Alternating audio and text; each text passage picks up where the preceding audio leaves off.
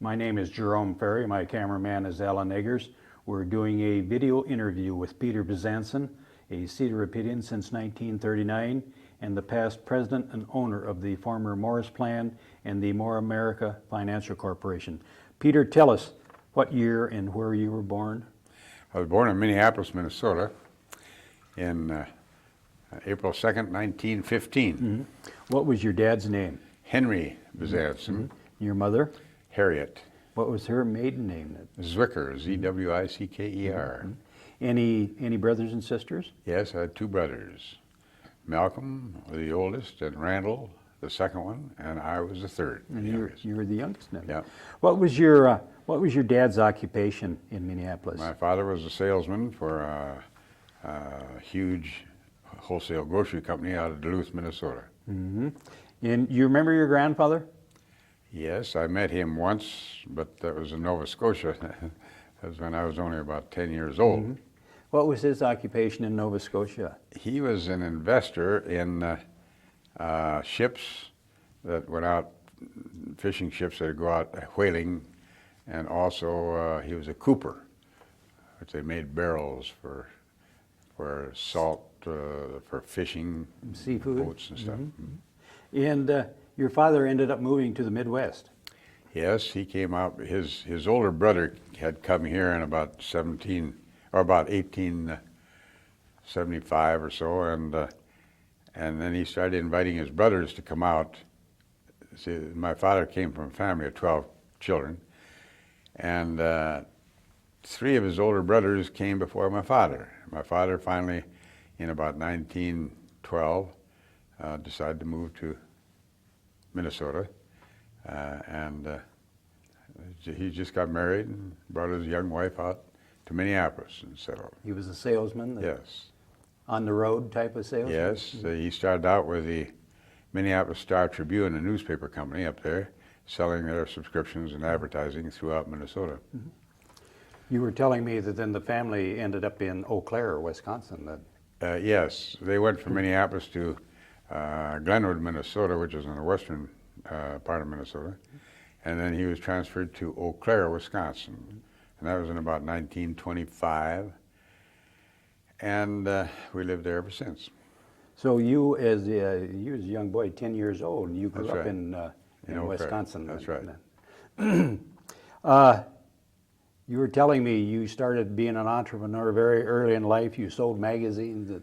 I started out selling magazines for Ladies' Home Journal back in that time, and then got a newspaper route in the afternoon, and then on the same area in Eau Claire, the morning route opened up, so I took them both.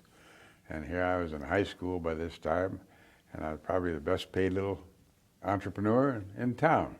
I made enough money to buy myself a Model T Ford in 1928, and the first car I bought cost me $10, and a 1915 Model T Ford. What kind of shape was it in? Well, not too bad, but I bought another one of the same year for $15, so I could have enough parts to keep the first one running.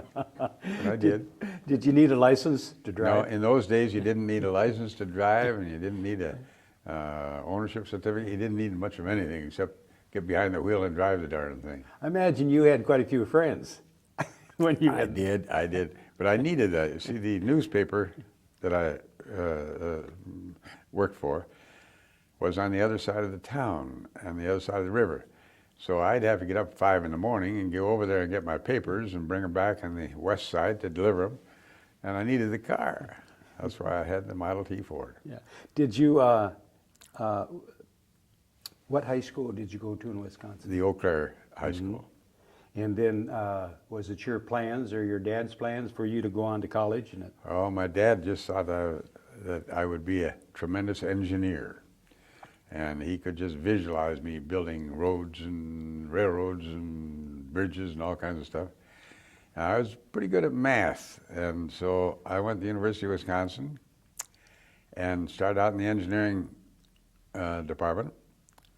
But after about 2 years, friends of mine who were graduating from engineering back in the middle 30s couldn't find a job when they got out. They were back home hauling ice and stuff like that. There wasn't any employment. So I thought, I'm not going to go through this and not have a job. So I switched over to business and finished up in business. Friends of mine, a few years later, as engineers, got work on the Pennsylvania Turnpike and the Alaskan Highway and stuff like that. But until then, they were broke. What year did you graduate? 1937. Yeah. So after graduation, what was your first real job? My first job, I went with a company known as the National Pressure Cooker Company. They made these pressure cookers where you cook a whole entire meal in this cooker. And I demonstrated and sold those in department stores. Started out in Detroit, Michigan. Then went to Youngstown, Ohio, Pittsburgh. And by this time I was getting kind of tired of traveling and moving every Saturday to the new store somewhere else. And plus the fact I had a girlfriend back home in Eau Claire that I'd grown up with. We'd gone through school together. In fact, her name was Bing and mine was Bezanson, so I sat next to her and she helped me get through high school. And we were kind of thinking seriously about getting married, but I couldn't do that traveling the way I was doing. So I called back home and my dad told me about an insurance company in Wisconsin that was looking for young men. And so I got on a bus and headed home and got a job with the Employers Mutual Insurance Company of Wausau, Wisconsin. And started out in their training school in Wausau and then was transferred to Minneapolis as their branch underwriter and stayed there for about 4 years. So, or a couple of years. So then, did you marry your girlfriend? Yes, I sure did. You said Lorraine? Lorraine, yes. What year did you get married? 1939. And then it's about this time that you took a job in Cedar Rapids. Well, it was a couple of years, shortly after that. I think we lived in Minneapolis about a year before I had an opportunity to come to Cedar Rapids as assistant head underwriter for the Iowa Mutual Insurance Company, later known as Iowa National Mutual Insurance Company. And I'll never forget when I first came to town to be interviewed. They put me up in the old Montrose Hotel. And I thought there was a train going under my bed every 5 minutes, because in those days there were about 28 trains a day going through Cedar Rapids, and Montrose was near the depot. And I tell you, you could just feel a train going under you all the time.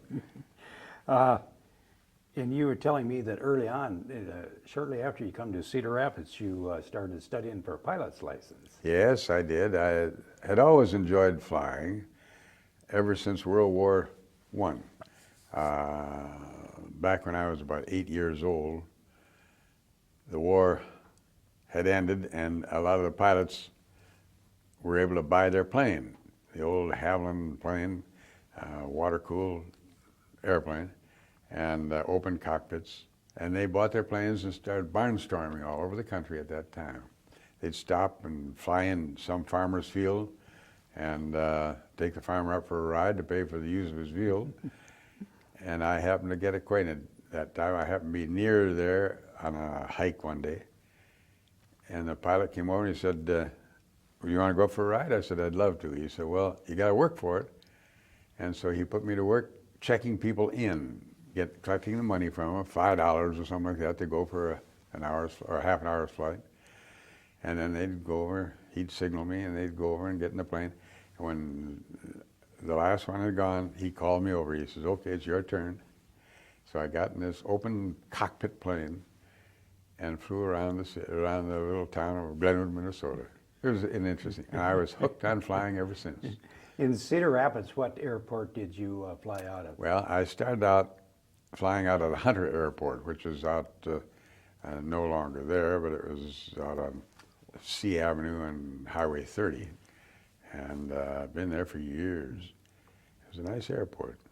Did you, were you familiar with the Saxon Airport out by C Avenue and Blair's Ferry Road? No, I wasn't. Did you take your flight instructions in Minneapolis or Cedar Rapids? No, Cedar Rapids. In Cedar Rapids. Oh, Do you yes. remember who your instructor was? Jim Watson was my major instructor, and he became head of the company when Dan Turner, who owned the airport at the time, passed away. Did you ever belong to the Civil Air Patrol? Yes, I was. In fact, I helped start the Civil Air Patrol in Cedar Rapids in about 1941, and became a major in the Civil Air Patrol. It was through that when my number came up in the draft for World War II, I went right into the Air Corps because I'd been in the Civil Air Patrol, and I lucked out and got in the Air Corps. I was too old to fly by then. I was almost 30 years old, and they didn't want me handling the planes when they had these young 19, 20-year-old kids that were much more rambunctious, than me. So they made a cryptographer out of me. Cryptographers where you code and decode messages. But by the time I got about halfway through the cryptographer course, the wars both ended. And here I am sitting there drafted and with a family, a wife and a child back home. I wanted to get out. They said, oh no, you can't let you out. We can send you over to an occupation in Japan, Army of Occupation. I said, well, this is kind of silly. Well, no, because you're married and you've got a child, they'll send you right back. I said, wait a minute, there are 5 million guys over there that have been there for several years. They're going to come back before I do on those boats. See, they didn't fly them back in those days. They came by boat. The captain agreed with me, and he finally worked it out through Washington to get me a discharge. So I was discharged on January 1st, 1946. And did you have any children yet? Yes, I had one daughter at that time. What was her name? Judy. What year was she born? She was born in 1942. And then, didn't you have a son, Randall? Yeah, Randy was shortly born. after you were Yes, discharged? yes, I got out January 1st, 1946, and he was born in November that year. So what did Peter do when he got out of the service? What did you have in? Well, I was in the insurance business at that time, strictly in the insurance, and selling insurance in Cedar Rapids. And then shortly thereafter, I set up my own insurance agency. And from there, I was a darn good producer, if I do say so myself. When you got your feet on the ground at this insurance agency, did you get invited to join the Junior Chamber of Commerce? Oh yes, yes. Friends of mine were the head of it at that time.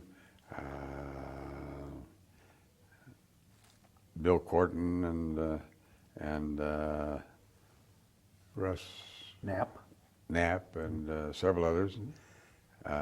They talked me into helping out, so I joined and asked if I could assist. So I assisted on several of the regattas that they had on the Cedar River, and on some other activities at the Hawkeye Downs. And within several years, I was president of the organization. So. Did you get in on any project fundraisers? Oh yes. In fact, after I had been out of the Army and still active in Junior Chamber, somebody burned down the chapel out at Cole College, and the Senior Chamber of Commerce decided to rebuild it or financially help. So they raised a lot of money towards rebuilding it, but they wanted to do a house-to-house canvass in Cedar Rapids. So they came to me and asked me if I would, if the Junior Chamber would conduct that canvass. Without hesitation, I said yes, because we needed projects at all time. So we did, and we did a pretty good job. And it was through that I got acquainted with some of the business leaders in the community. Herb Staymates is the one that asked me, but then through him, I got acquainted with Howard Hall and Sud Cook and Mr. Dowes and Bob Armstrong, the leaders in the community. You had mentioned S.E. Coquelet. And S.E. Coquelet, yeah, he was one of those leaders. What did they call? They were the horse traders. Yeah, but I mean, what was his name and nickname? The Coke? Coke, yes. Yeah. And you, I think you spoke of Howard Cherry and. Oh yes, Howard Cherry. He was one of them. It was a group that met every day in the Roosevelt Hotel dining room, and they had a table in the back of the dining room with a big chunk of cheese in the center of the table. And they would meet and discuss various things in the community, all for the benefit of the community. And they were all helpful. Boy, when you didn't put out a campaign in Cedar Rapids for any kind of a building project without getting their vote of approval. And when you did, they picked up a lot of the tab. They were the backbone, the movers and the shakers of Cedar Rapids. They were a team, and they could obligate the other one in campaign financing. And I suppose that they would look to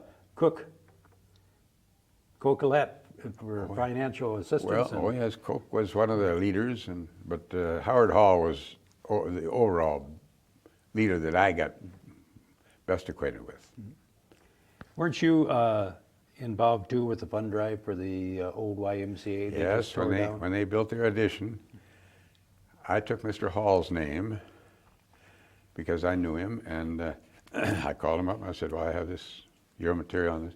He'd bring it out and show it to me, so I took it out to his office, laid it out on the table. He looked at it, he says, we'll take a fourth of it. Now, it was $1 million campaign. In those days, that was a lot of money. And here he's committing for $250,000. I said, can you commit these other fellas for that? He said, you bet I can, because next week, Howard Cherry will probably have some deal going out to scout camp and commit me. So he said, we just do that. He said, that way you don't have to go see 4 or 5 people. We commit them. This gave you a great chance to be recognized in the community as a young man, to get your feet on the ground. And not only that, but it gave me an opportunity to meet the shakers in the community. They were the outstanding people. And I got to know them not on a selling basis, but on a community basis. And because of that, I got a lot and learned a lot on how to conduct myself when I was successful in business. And then, didn't you eventually start your own insurance company? Yeah, the Bezanson Insurance Agency. And it was through that I was, the first year, I'd learned in Minneapolis with the Employers Mutual of Wausau how to make a good living. If I could produce one policy, sell one policy every day. Now that doesn't mean I had to do it every day, but at least 365 for a year. If I could produce that many, I'd make a good living. So I decided to do it. And here I am with a wife and a child and a house with a big mortgage. And I broke off on my own on January 1st, 1949. What insurance company were you representing at that time? The Hawkeye Security Insurance Company in Des Moines. And George Armstead was the head of that. He was quite an outstanding fellow. He'd run for governor of the state, but he was a great businessman. And I went over, and I'd met him. I went over and said, I wanted to start in business, and can I get some application stuff? Boy, he didn't hesitate a moment. And that first year, I was the highest producer in 1 year that the company ever had. Did you meet your goal? Oh, I met my goal, and because I had to. As I said, I had a house with a mortgage and a wife and a child and a girl. So I needed the money. I worked hard at it, but I worked smart at it and was able to produce 365. And as a result, I made a darn good living right from scratch. And because that impressed General Armstead so much, he owned the Morris Plant in Cedar Rapids, which is a little small company doing about $1 million worth of business a year. And he came over and he said, Pete, why don't you take over the Morris Plant? You can manage that along with your insurance agency. You're capable of it. Well, he twisted my arm and we came up with a deal that I had formulated, and he accepted. And I became not only the owner of my insurance agency and producer, but also the manager of the Morris Plant Company in Cedar Rapids. Where was it located? It was down in the old ORC building on 1st Avenue and 1st Street. What did ORC stand for? Order of Railway Conductors. Wasn't this kind of a... it was a slum area. Slum area. It was a slum area. Yeah. All there were bars around the place, and it was not the best. In fact, if it was a dark evening, my employees wouldn't come to work. The girls just were scared to death, be down around all those taverns and stuff. Did you have a plan Oh yeah. formulated in your mind? Well, I figured I was going to build that company up. I was going to develop that along with my insurance business. And so I went to work at it. And is it about this time you become partnered with Merchants National Bank, as became More America? Well, this is after, my partnership with the Merchants was after I had developed the Morris Plan into a broader based company. I took it from a little $1 million company up to about $20 million in a short period of time, made a lot of money, and then I started broadening the scope. I was the first one in the Midwest, in fact the second one in the country, to organize a small business investment company. Congress had passed a bill which I helped develop. I went to Congress on several occasions to testify, and when they had the bill ceremony, President Johnson was president at the time, I was invited to the White House to be there when they were signing the bill. Well, I hesitated because I didn't care much for President Johnson, but since I'd never been invited to the White House before, and I haven't been since, I decided I ought to go. And I went there and I watched as he signed the bill, and then he gave me a pen and had a picture taken of me with him signing the bill. So it was quite a nice occasion in the White House. And I'm glad I went. So now you started forming a lot of branches. Then I organized, as I say, I was probably the first or the second or third company to organize a small business investment company in the country. And I formed this company, and when Coquelette heard about it, he called and he said, "Pete, we like what you're doing. Could we be part of it?" I said, "Sure you can." Well, so they wanted to be 50% owner of the small business investment company. So we each put in $500,000 and started this company where we're investing in new companies starting up. And they needed financial help and knowledge and stuff like that. After 2 years, Coke called, and we'd grown rapidly. We'd done well, made money. After 2 years, Coke called me back again. He said, "Pete," he said, "we'd like to sell you back our stock, just for what we paid for it, even though it's worth more money. We're a bank, commercial bank. We don't understand making those kind of loans to a startup company. There's lots of risk involved. We don't know what risk is." So he said, "If you don't mind." I said, "Oh, fair enough." So we bought back the stock. And then it was 100% owned by More America. Then you got into auto leasing? Then we started a leasing company because there was a need for it. We were financing a bunch of leases, so we decided to form one of our own. Well, we started out by owning a Ford dealership in Mount Vernon, and then expanded from there and started leasing cars to people to buy them. And then as those cars came back, we had to start a used car dealership. So we bought out Ollie Schwab in Cedar Rapids, way out on First Avenue, and he stayed with us, and we sold our lease cars through his dealership. And that worked out pretty good for several years. And the man in charge of the whole deal was a fellow by the name of Emmett Sherman. Emmett Sherman had come here from Dyersville, Iowa. He was with Allen Motor Company before coming with me. He headed up that division and did an outstanding job. He built it up to where we were doing $50 million worth of business a year. Unfortunately, we couldn't afford it anymore because the banks would only loan us on a 10-to-1 ratio. We had to have $5 million of our money in the deal to borrow $50 million so we could do that much business. Well, I didn't want to put any more money in it, and life investors at that time wanted it pretty badly. They wanted to get into the leasing business, and they had nothing but money. So they bought it and paid me a nice premium and took Emmett Sherman with it, and they built it from $50 million to $500 million in just a few years because they had nothing but money to invest coming in from on policyholders, and they could do that, and they did a tremendous job. Was that Lease America that you Lease sold America. to life That's investors? right. That's right. That was a wholly owned subsidiary of the More America. And then you tried the banking business. Yes, and I had an opportunity to buy a bank in Maquoketa, Iowa. The elderly person was wanting to sell it, and I heard about it, so I went over and visited with him and was able to buy it on reasonable terms. And it was about a $25 million bank. I had it for about 10 years and built up to $75 million, and then sold it to the Hawkeye Security Insurance Company. Wheatland, didn't you? And then I had a chance to buy the. We'd always wanted a branch of the bank in Maquoketa in Wheatland, since it wasn't very far away.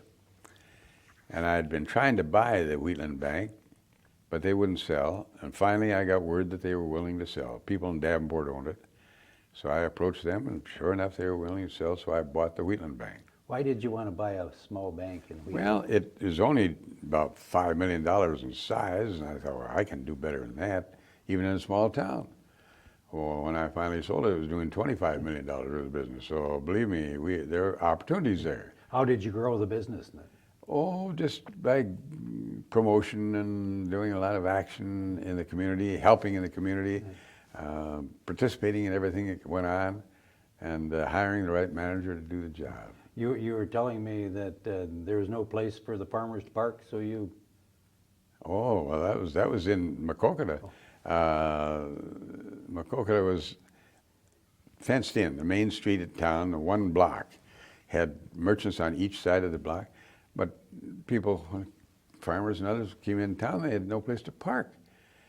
So I'd been down in Missouri one time and visited a friend of mine that their town had just bought everything on the back, the street behind the main street, and torn it down and made a big parking lot out of it. So I thought, well, why can't I do that in Maquoketa? And I approached the other merchants, and they said, sounds pretty good. So we bought all the buildings on the back behind the bank. And first thing you know, our back door was our front door, because people could park all that way and for free. Mm-hmm. And I did that on both sides, and it was just fantastically successful. And it was darn good for our bank. As I said, I took that bank from $25 million to $75 million in a town like Maquoketa. That was pretty good. Any banks in Cedar Rapids? Yes, and I had a chance to buy the City National Bank in Cedar Rapids from Ernie Burrish. Ernie's from Anamosa. Ernie he had a number of small town banks. He knew how to run a small town bank, but he had a little difficulty with a large town bank, because Ernie could make a decision on every loan that was made. I mean, he had to have all that information in front of him. I relied on our manager to make those decisions. I didn't, what the hell. If he didn't make the right ones, he'd be fired after a while. So I bought it from Ernie, and that was doing about $25 million worth of business at the time. And when I sold it to the Hawkeye, first, it was doing $75 million worth of business. So we had pretty good growth in that bank. So at this time in your life, you're talking about the Morris Plant Investment Company. The More America Financial Corporation was the parent company of all of them. Okay, and you're talking about auto leasing, Lease American. And the venture capital company and the banks. Mm-hmm. They're all owned by the More America Financial Corporation. Where was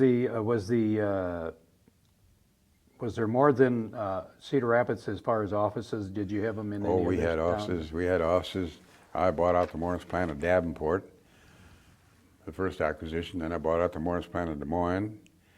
And then we opened up in Waterloo, Dubuque, Sioux City. What kind of assets are we talking about at this time? Oh, the Morris Plant alone had probably assets of about $100 million by this time. That was from that little company that was $1 million when I bought it originally. We were doing about $100 million. Pretty good sized company. How many employees are we talking about? Oh gosh, I would say a couple hundred by this time. Did you ever have second thoughts about overexpansion possibly? Nah, I never gave that a thought. An optimist never thinks about the negative part, always thinks about the positive. And I did, and everything went great until we got a president of the United States by the name of Jimmy Carter, who didn't know what economics were. Yeah. At what age did you retire? I retired at age 65. I'd had established a policy years before that any executive of the company had to retire at age 65. Mm-hmm. So when I got to be 65, I figured, well, if it was good for them, it was good for me too. What year was this? As in 1980. Who replaced you? Jerry Maples, my son-in-law, who had been the president of our bank in Maquoketa. Wasn't shortly after this that the prime lending rates went?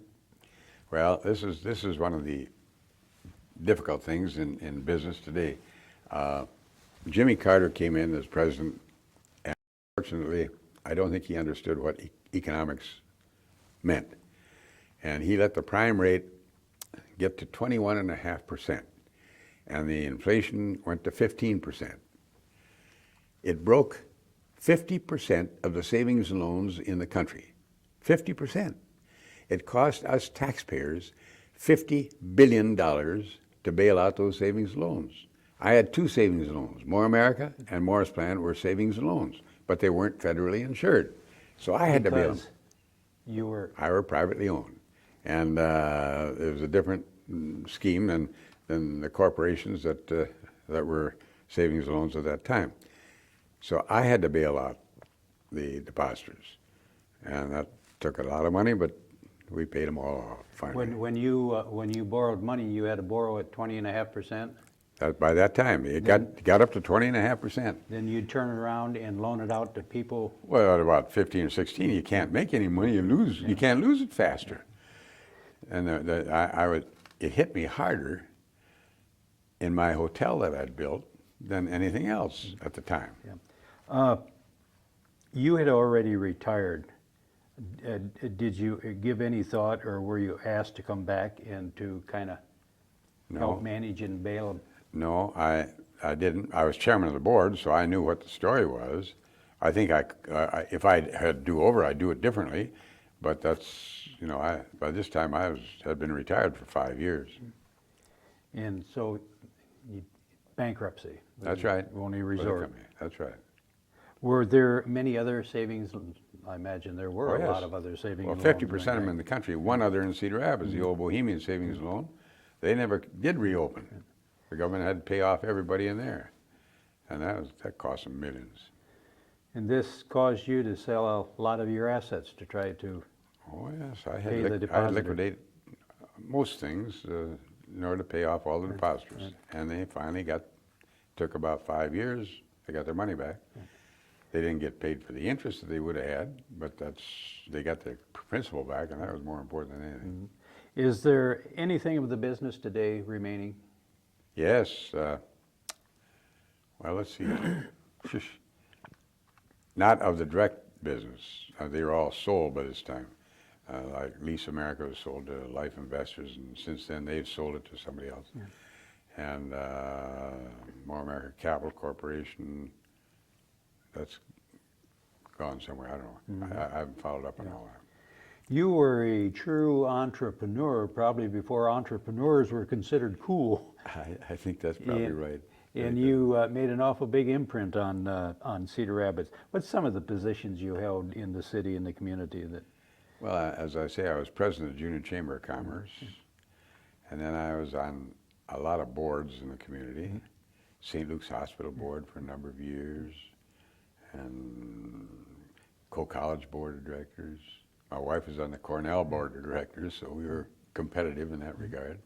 Let's blow your horn a little bit. Tell us about some of your accomplishments in the 50s and 60s when it all started, renovation and urban renewal. Well, I started in the, actually, Don Canny, who was a mayor for quite a few years, and I were very good friends. And he had gotten into this urban renewal development and bought the whole block between 1st Street and 2nd Street on 1st Avenue. And it was cleaned off, all the buildings were taken down, and it was offered for sale. Well, he couldn't find a buyer anywhere. He tried, he did his best, but he couldn't find anybody to buy it. And after about 3 or 4 years, he called me and said, Pete, he says, we got a problem. Can you help me out? I said, well, Don, I'll see what I can do. I did have a friend of mine in Minneapolis, a contractor, who had built several high-rise apartments in down in the lower end of Hennepin Avenue in downtown Minneapolis. So I flew up there and went through one of these, and I said, this is perfect. It'd be just ideal for part of that block. And I came back and contracted with this fellow from Minneapolis to come down and build a building like that for me. And so I told Kenny, I said, well, I got half the block taken care of. He said, well, what about the other half? I said, I'll see what I can do. So I called my friend Bill Brenton in Des Moines, who owned the Brenton Banks. I knew he had wanted to come to Cedar Rapids, and I'd gotten to know him quite well. I called him up and I said, Bill, I got just a location for you in Cedar Rapids if you want it. Told him where it was. He said, we'll take it. Didn't right over the phone. He'll take it. So by golly, they came over and built their bank on half the block, and I built the Cedar River Towers on the other half the block. And we took care of a nice chunk of urban renewal and got the city out of big problems there. You were telling me that you had an apartment right up on the top floor. I was accused of building a house 26 stories up in the air with 150 apartments below to pay for it. And they did. Did you have a fireplace up there? Yes. That was another interesting experience. Because it was on the top floor, I could have a fireplace. Go right through the ceiling, and you're out in the open air. And one day we had a fire in the fireplace. And the first thing you know, I heard all fire trucks coming all around the place. I wonder what's going on here. Well, when a fire occurs in a high-rise apartment or in a hotel or anything, the elevators stop. So I had to walk down 26 stories to the first floor where the firemen were all congregated. And I said, what's up? He said, well, we smell some wood smoke. We can't find it. I thought, uh-oh. I said, fellas, I think I know where it is. And so they got the elevator started, and we went up 26 stories. And sure enough, I had a fire in my fireplace, and the draft, instead of drafting the way it should, went under the door and set off fire alarm.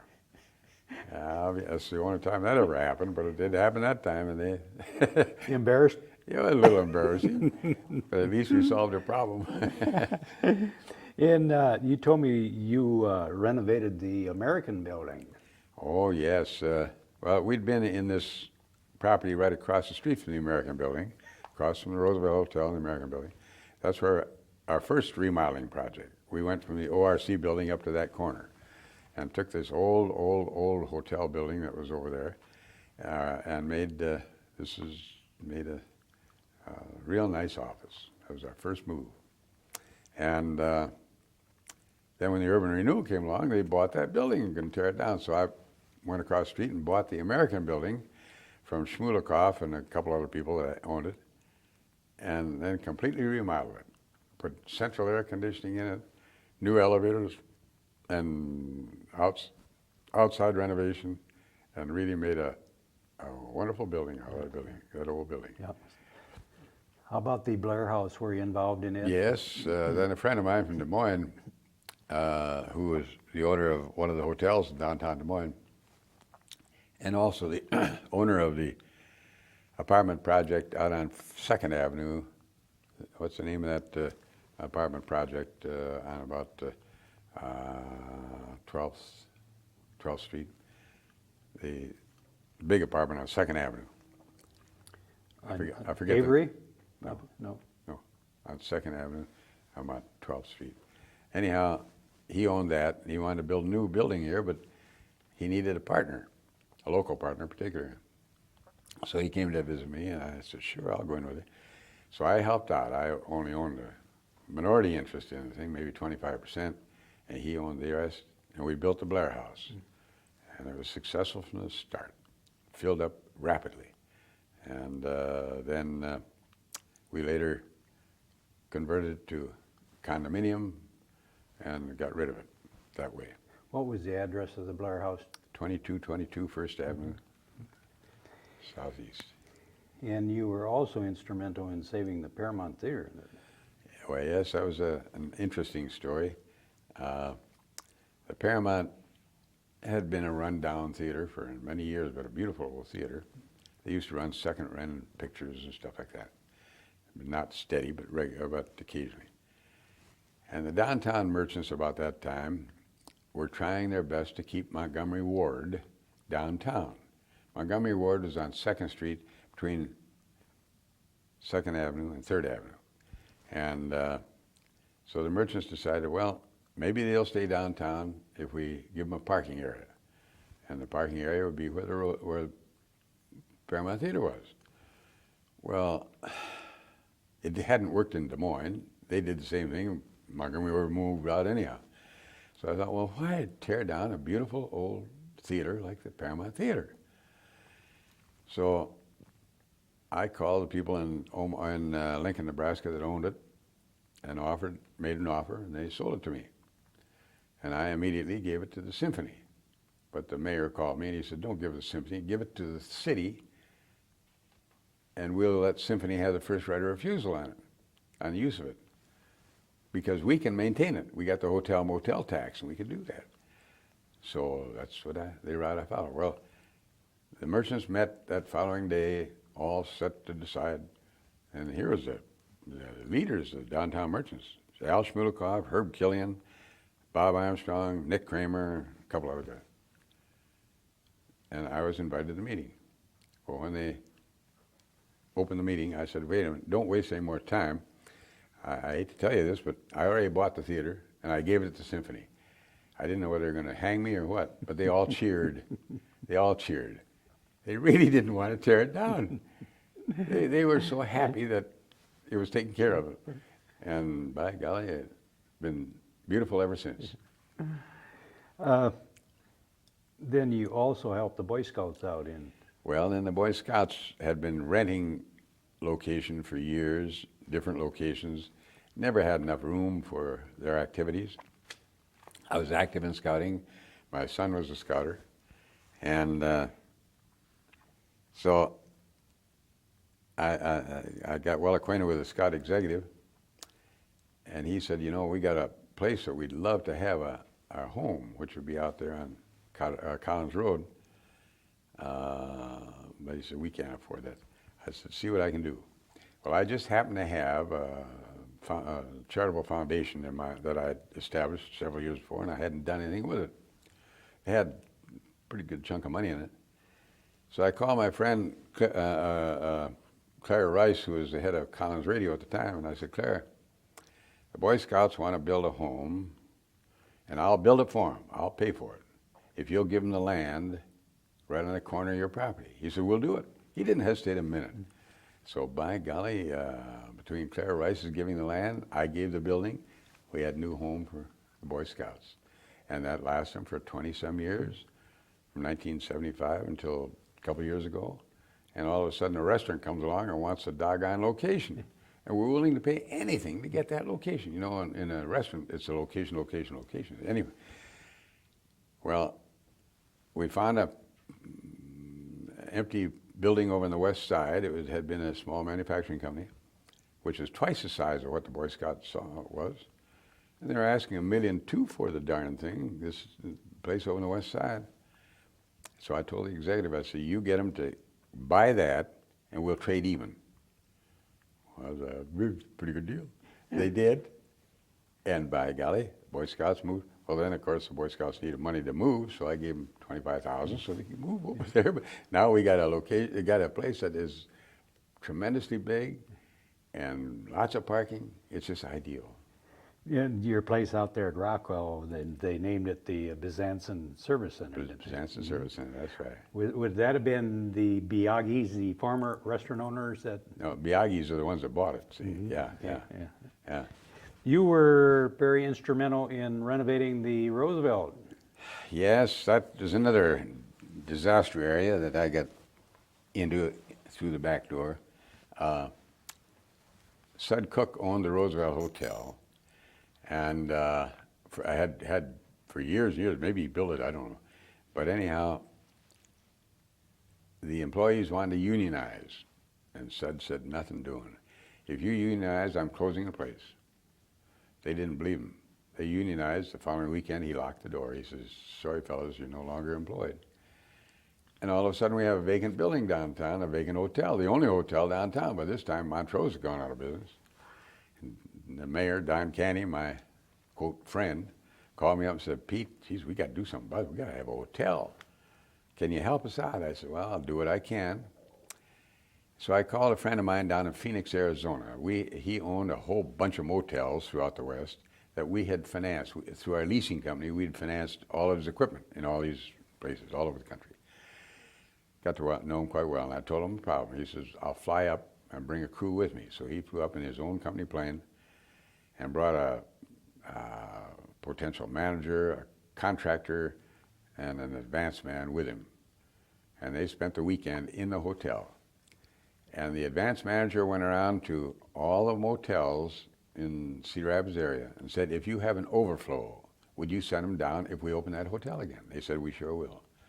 When we opened up 2 weeks later, we were full from the overflow that people coming to Cedar Rapids. And we're quite successful from then on. Well, the contractor, of course, did a lot of remodeling in there and did a heck of a nice job. And then you were involved with the Five Seasons? Well, about that time, Don Canny, as I said, my friend, and he was a very good friend, but he kept calling on me all the time for these darn things. He called me up, he said, well, you know, you've just taken care of this one urban renewal block on 1st Street and 1st Avenue. Now we got one on 3rd Street to the tracks, and he said, we've been trying to sell that now for several years. We can't do anything about it. Can you help me out? So I went to work on that. Well, I had a friend that was in the architectural business for that type of construction. I invited him over and we sat down talking about what could be done there. He said, well, here's the deal that somebody had done over in Ohio somewhere. They had built an arena with a hotel on top of it. Well, I knew Cedar Rapids had wanted an arena for years and been turning it down, and every time it came up for a vote, turn it down. So I thought, well, now we can solve that problem. If we build the arena and it won't cost taxpayers any money, they ought to vote it in. So we went to the public and they voted in by 80%, the highest any bond issue had been offered. The 20% would be against anything. I don't care. Second coming of Christ, they'd be against it. But anyhow, I agree with you. The nice part of that was that building a hotel on top of it, the taxes from the hotel would pay off the bond issue. $7 million bond issue for the arena, Five Seasons Center. And I'd build a $10 million hotel on top of it, and the taxes from that pay that off. And then some person said, well, yeah, but it's going to cost us money to run the thing. I said, no, it won't, because the hotel motel tax from the hotel will pay all the expenses of not only that, but the expenses of the Paramount Theater as well. And they did, and have ever since. So, you know, the againers are going to be again anything. Yep. And they sure were. Yep. Was this known as Stouffer's? Well, the first management firm was Stouffer's. They were a hotel company that operated this type of hotel all around the country. In fact, it's interesting you asked about that because George Sell was the first manager. And he was an awfully nice fella. In fact, he called me this morning, today, to wish me a happy birthday. My birthday was on the 2nd of April. So, and every year he calls me. He's only about 2 years younger than I am, but he's very successful in his own right. But he was our first manager of the hotel and did an outstanding job. If he were still here, he'd still have it. But unfortunately, the hotel got into the same bind on this economic deal in the 80s that Jimmy Carter created, because when I built it, the only financing I could get was from the Aetna Insurance Company at 8%, which wasn't bad, but a floating rate loan, which I didn't pay any attention to. I thought, well, that never affect me. It was fine when the rate was 8%. The first year we did $1,200,000 of the business, so I had a $10 million loan, cost $800,000 for interest, and another $400,000 paid down the loan. First 2 years that way is great. It's going to be successful, great deal. Then the inflation came in, and the darn prime rate went to 21%. Instead of $800,000, it's cost me $2,100,000. I'm still only getting $1.2 million. Cost me $1 million a year. For 2 years, I said, Aetna, take it back. I don't want it anymore. I can't afford it. They're the only ones making any money on the darn thing. So I let it go. And unfortunately, because it was a darn good hotel. If I could have had a fixed rate at 8%, I'd still own the darn thing and still be doing well. But Were you involved with the YMCA? Well, on the reconstruction, as I mentioned earlier, when I Pre-interview? when I got to Howard Hall, and he took a fourth of it. Did I tell you the story? Yes. I think I mentioned it earlier in our discussion now. Yeah. Mm-hmm. What year did your wife Lorraine pass away? 1999. Mm-hmm. How old was she? She was 80, about 83. Mm-hmm. Was she active in the community? Oh yeah, she was on the board of the Cornell College, and she was active in various clubs here in town. She was a wonderful lady. I think you were telling me that she was very active with the Cedar Rapids Symphony too. Yes, she was active on the symphony board, and that was one of the reasons why we gave the theater to the symphony. I won't tell that story. What's your children doing today, and where they live in, Peter? Well, my daughter Judy is living in Cedar Rapids. She's married to an outstanding young man by the name of John Ruth, R-U-T-H, and he's an independent businessman, has his own company, consulting firm. He came to Cedar Rapids from Des Moines, and his background goes way back to where he was graduated from West Point, and then was international sales manager for John Deere and all that. And he came to Iowa as the president of Massey Ferguson Company. And when the farm tobacco took place in the middle 70s, they sold the company, or disposed of the company. So then he came to Cedar Rapids, and first he was with McLeod first, and then he went to the Amanas and managed the Amana Society for a number of years, and did a tremendous turnaround down there in their business activity. Mm-hmm. And then after he left there, he came to Cedar Rapids. He lived in Cedar Rapids, but he formed his own company, the John Ruth and Associates. They're a consulting firm, and he consults with more darn companies and does awfully well. Then my son graduated from the University of Iowa Law School, head of his class, and because he was quite outstanding, they asked him, or he applied for and got a job as a clerk in the United States Supreme Court under Justice Blackmun. Was there for about a year. And then Sandy Boyd, who was the president of the University of Iowa, had him come back to Iowa as his assistant. So he was the vice president of the university in charge of the finances and so forth. And he was with Sandy until Sandy retired. And then the law school wanted him to come over and teach. So he decided, well, I don't know whether I'm ready for that yet. So he went out to Virginia to Washington Lee University as a dean of the law school out there. And was there for 7 years. And that was a wonderful experience and a tremendous place to be. At the end of 7 years, Iowa Law School had given him a 7-year leave of absence if he'd come back. They called him and said, your time is up. Are you coming back? He said, you bet. So he left the deanship and came back to the University of Iowa and has taught in the law school Supreme Court practices and constitutional law, and has been an outstanding professor down there ever since. Mm-hmm. He's getting close to retirement now too, I hate to admit it. How many grandchildren did you end up with? Well, I wound up with 3 grandchildren with my daughter and 2 with my son. 5 grandchildren. Any great-grandchildren? Oh, yes. Oh, gosh, I got lots of them. Mm-hmm. I got, let's see, 2, 3, 5, 6, 7 great-grandchildren through my daughter, and my son, not yet, but they're in the hopper. Peter, as you said, what a life. It's been what a life. Unless you have any other memories to share with us, the Cedar Rapids History Center, the Linn County Historical Society would like to thank you very much for sharing your memories with us. I'm so happy to do it because it brings out a lot of these things that I had forgotten over the years. You know, you don't put them together.